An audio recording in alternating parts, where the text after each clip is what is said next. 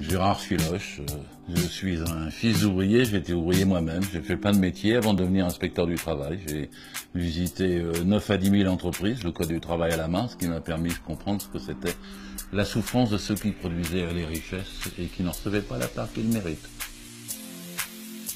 Comment pouvez-vous dire qu'il veut libérer le travail?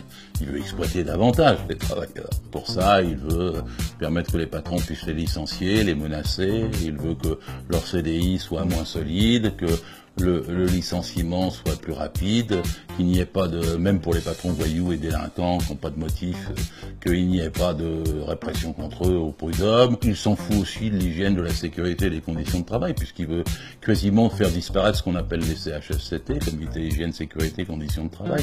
Vous savez pourtant qu'en France, le nombre d'accidents de travail a réaugmenté ces 2 dernières années. Pas loin de 600 morts chaque année, hein. Ça se dit pas dans les médias. 4500 handicapés du travail. Vous avez vu le scandale de l'amiante, puisqu'il y a eu 100 000 morts. Ça, Macron s'en fout. Il a jamais travaillé lui-même. C'est un trader et il voit le travail comme un trader voit les pépettes, l'argent. Emmanuel Macron, c'est une anomalie de l'histoire. Je ne sais pas comment la France a pu arriver à ce que par un mécanisme institutionnel, un homme de cabinet réussisse un putsch. Et quand il est président, il s'arroge tous les droits. C'est probablement un des pires régimes qui s'annonce qu'on aura eu depuis la Seconde Guerre mondiale. D'ailleurs, il veut défaire tout ce qu'a fait le Conseil national de la résistance. Il veut notamment casser le salaire brut. Alors, les gens ne savent pas toujours, ils regardent pas le haut de leur feuille de paye, mais c'est ce qui leur permet de vivre toute la vie, le salaire brut. Hein. Le salaire net, on vit au mois le mois. Le salaire brut, on vit toute la vie. C'est ce qui vous protège des aléas, du chômage, de la maladie, de l'accident et de la retraite. Et tout ceci va disparaître du bulletin de paye dans une manipulation assez gigantesque au mois de janvier 2018. En même temps, il ne veut pas qu'il y ait le prélèvement de l'impôt à la source. Pour donner la tromperie aux gens, c'est qu'il augmenterait un petit peu le net alors qu'il baissera beaucoup le brut. C'est un cadeau de probablement 450 milliards au MEDEF, le plus grand hold-up qui ait jamais été fait jusque-là. On connaît les pressions, c'est ce qu'on appelle la mobilisation sociale, hein, c'est-à-dire les manifestations de rue. Mais, je le dis, il faut en faire. Ceci dit, il y a une leçon à tirer de l'année dernière, 2016, contre la loi El Khomri. Nous avons fait 14 manifestations.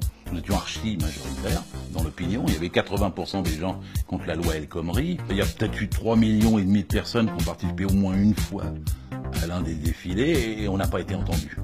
Donc les gens s'interrogent, qu'est-ce qu'il faut faire? Moi, je n'ai pas de consignes ni de moyens d'ailleurs d'en donner, mais j'observe que chaque fois qu'on a gagné dans notre pays, c'était quand les entreprises étaient occupées. C'est-à-dire en 1936, en mai-juin 68, chaque fois qu'il y a eu un tel mouvement que la société était paralysée comme en novembre-décembre 95. Je me dis que si on veut avoir une riposte qui soit à la hauteur et qui permette de gagner sans gâcher des énergies, c'est sûrement un mouvement de ce type qui est nécessaire. Alors maintenant, on ne le décrète pas, c'est aux salariés d'en décider.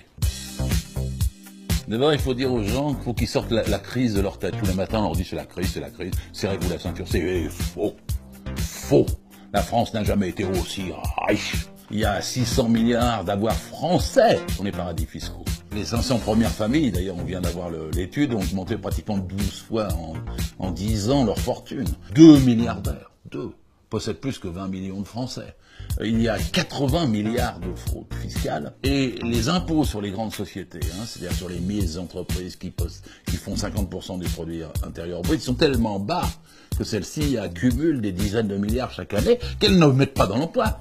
Elles le mettent dans les paradis fiscaux. Donc on sait qu'il y a l'argent et qu'en fait si on prenait cet argent, parce qu'entre nous, c'est le nôtre, on peut pas être milliardaire et honnête. En travaillant, on s'enrichit pas, on se nourrit. Ceux qui s'enrichissent, c'est ceux qui exploitent le travail des autres. C'est à eux qu'il faut imposer une redistribution des richesses, un salaire qui soit pas supérieur à 20 fois le SMIC, et donc des impôts qui soient suffisamment forts au-delà pour pouvoir faire restituer si crise il y a, si déficit il y a, si dette il y a, pour pouvoir restituer ça, c'est à ceux qui l'ont fait qu'il faut s'en prendre. Je le dis toujours, on peut traquer la fraude fiscale aujourd'hui. Parce que longtemps, les gens, on leur a dit, c'est pas possible parce que les riches vont s'exiler. Ils sont déjà exilés, ils sont déjà partis. La différence aujourd'hui, c'est que techniquement, on peut avoir chaque centime. Quand c'était Cahuzac qui faisait pas rentrer l'argent, on sait bien pourquoi, il trichait lui-même. Mais après, vous avez vu Cazeneuve, qui a été ministre du budget. Et il a fait rentrer 2 milliards sur 80, mais il en reste 78. Si vous faites rentrer les 78 milliards, on a des infirmières dans les hôpitaux, on a des profs en plus pour les gosses qui décrochent à l'école. On a des routes meilleures et on a du transport gratuit dans la SNCF pour les jeunes. Alors il y a un truc qui s'appelle le verrou de Bercy. Bercy décide de qui suit ou qui ne suit pas. Ouais, je propose de faire sauter le verrou de Bercy et de faire qu'on puisse poursuivre et qu'il puisse y avoir des plaintes et qu'on puisse faire le nécessaire pour faire rentrer ces dizaines de milliards. Ça sera beaucoup plus simple que de casser le code du travail. Ouais, battez-vous pour vos salaires. Ne croyez pas qu'il faut baisser le coût du travail. Ce qu'il faut baisser, c'est le coût des dividendes. Jamais il y a eu autant de dividendes que l'année dernière en France. C'est le record de l'histoire de France. Ils servent à rien. Il ne faut pas croire qu'un jour ils reviennent comme ça, puis qu'ils vont nous ouvrir des usines. Non, ils les ferment pour avoir plus de dividendes. Le combat de millions d'entre nous, de tous les citoyens, c'est d'arrêter la finance là-haut pour de bon. Ils sont trop peu à se goinfrer sur notre dos. Et ça, il faut que ça soit un sentiment partagé jusqu'à ce que ça leur devienne impossible, et jusqu'à ce que la conscience des gens soit telle qu'on puisse effectivement reprendre ce fruit de notre travail, se le partager entre nous. On vivrait tellement mieux.